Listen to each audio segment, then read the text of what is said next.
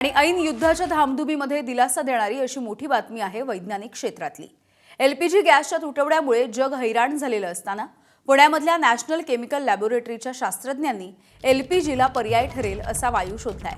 Dimethyl इथर अर्थात DME असं त्याचं नाव आहे। एनसीएसचे शास्त्रज्ञ डॉक्टर तिरुमलाई स्वामी राजा आणि त्यांच्या टीमनं 20 वर्ष संशोधन करून हा वायू तयार करण्यासाठी लागणारं उत्प्रेरक शोधून काढलंय। त्यापासून तयार झालेल्या डीएमई गॅसचं व्यावसायिक वापरासाठी उत्पादन करण्यात यश आलंय। सध्या पायलट प्रोजेक्टमध्ये दररोज 250 किलोच्या प्रमाणात हा वायू तयार होतोय। गॅसचं मोठ्या प्रमाणावरती उत्पादन झालं तो एलपीजी मध्ये 8% मिसळता येईल। त्यामुळे इंधनासाठी इतर देशांवरती असलेलं अवलंबित्व कमी व्हायला मदत होणार आहे। मोठ्या प्रमाणावरती उत्पादन झाल्यास या गॅसची किंमत एलपीजी पेक्षा देखील कमी असू शकेल। ही जी गॅसची शेगडी आहे आपल्या प्रत्येकाच्या घरामध्ये असते तशीच ही शेगडी आहे। मात्र ही शेगडी ज्या गॅसवरती चालणार आहे तो गॅस वेगळा आहे, तो गॅस बनवण्याची प्रक्रिया वेगळी आहे। सर आधी आपण थोडंसं एक डेमो तुम्ही दाखवलात तर मग सुरू करू शकू।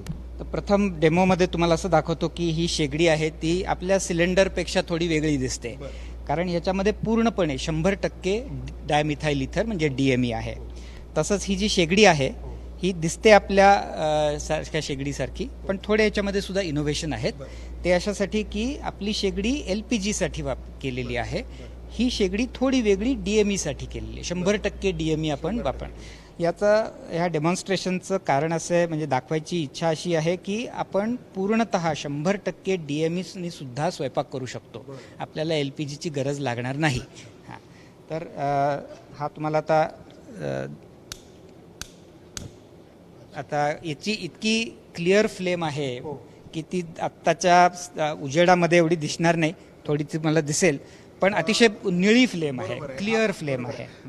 कॅमेरामध्ये प्रेक्षकांना ही जी फ्लेम दिसत असेल तर आपल्या नेहमीच्या गॅस शेगडीवरती आपण जी फ्लेम पाहतो त्यापेक्षा पारदर्शक आहे। सरांनी जसं म्हटलं की क्लीन आहे, क्लिअर एनर्जी आहे। अगदी डीएमईची ती एक खासियत आहे की आपण जेव्हा डीएमई जाळतो तेव्हा त्यातनं सूट निघत नाही। सूट म्हणजे बारीक सूक्ष्म कार्बनचे पार्टिकल्स असतात। आपल्या एलपीजी मध्ये सुद्धा थोडं शूटिंग होतं। कधी कधी तुम्हाला आठवेल की एक मेकॅनिक घरी येतो आणि तो साफ करतो ती शेगडी। ती साफ करणं म्हणजे काय, तर ते जे कार्बन पार्टिकल्स तयार होतात एलपीजीच्या कंबशनमुळे, तर ते आपण काढतो, तो मेकॅनिक काढतो आणि ती शेगडी परत साफ करतो आणि आपल्याला वापरता येते। डीएमई मध्ये असं होतच नाही, कारण इतकं स्वच्छ जळण त्याचं होतं की त्याच्यामध्ये काही सूट पार्टिकल्स आपल्याला सापडत नाहीत, त्यामुळे ती फ्लेम सुद्धा क्लिअर असते। आता हा एक मोठा त्या डीएमईचा भाग आहे। कॅमेरामन अमोल गवाळेसह मी इथेच थांबतो। धन्यवाद।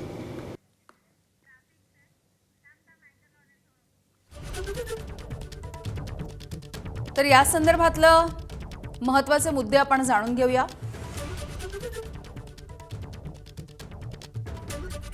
एलपीजीला पर्याय ठरणारं असं एक मोठं संशोधन आपण याला म्हणू शकतो। पुण्यामधल्या नॅशनल केमिकल लॅबोरेटरीच्या शास्त्रज्ञांनी एलपीजी गॅसला पर्याय ठरेल असा हा वायू शोधलेला आहे। डीएमई असं या वायूचं नाव आहे। एनसीएलचे शास्त्रज्ञ डॉक्टर तिरुमलाई स्वामी राजा आणि त्यांच्या टीमनं हे संशोधन केलंय। डायमिथाइल इथर गॅस भारतीय बनावटीच्या उत्प्रेरकापासून तयार होतो। एलपीजी पेक्षा शुद्ध आहे। गॅसची ज्योत ही पारदर्शक आहे, आपण बघितली आहे, आणि पर्यावरण पूरक असं हे इंधन आहे।